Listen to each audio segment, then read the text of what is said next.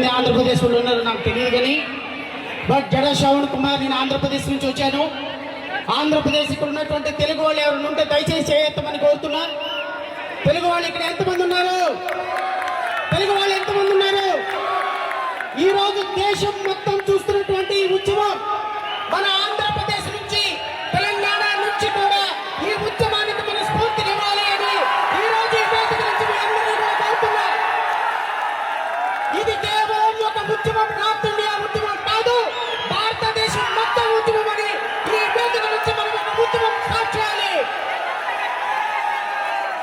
ఇది Bharatiya Janata party RSS కోసం జరుగుతున్న ఉద్యమం కాదు, ఇది ఒక స్వతంత్ర మహాసంగ్రామం కోసం జరుగుతున్న ఒక ఉద్యమంగా మనం మొదలు పెట్టాలి. ఇక్కడ మాట్లాడుతున్న ప్రతి మాట, ఇక్కడికి వచ్చిన ప్రతి తూట మరో భారతదేశ మహాసంగ్రామం కోసం ఆ రోజు బ్రిటిష్ వాళ్ళని తరిమినట్టుగా ఈ రోజు మన నల్ల జాతీయుల తరిమే ఉద్యమంగా ఈ ఉద్యమం భారతదేశానికి ఒక స్ఫూర్తిగా ఇది కావాలి. ఇది ఆంధ్రప్రదేశ్ రాష్ట్రం నుంచి జై భీమ్రావ్ భారత పార్టీ అధ్యక్షుడిగా, ఒక మాజీ జడ్జిగా ఈ ఉద్యమానికి పూర్తి సపోర్ట్ ఇస్తున్నా. ఇది భారతదేశంలో నీటి ఉద్యమం, ఒక నీటి ఉద్యమం కోసం, ఎగ్జామ్ కోసం జరుగుతున్న ఉద్యమం కాదు. గత 5 సంవత్సరాలలో 95 మంది మన అక్కలని అన్నల్ని పోగొట్టుకున్న ఉద్యమానికి స్ఫూర్తి ఈ ఉద్యమం.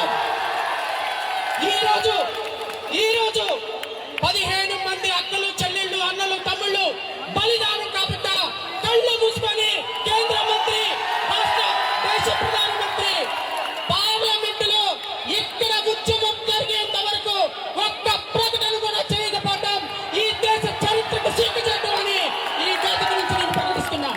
ఇక్కడ జరిగిన ప్రతి ఉద్యమానికి, ఇక్కడ ఉన్న ప్రతి వ్యక్తికి పాదాభివందనం చేస్తూ I salute to entire the country and youth of this country. I am also expressing my sincere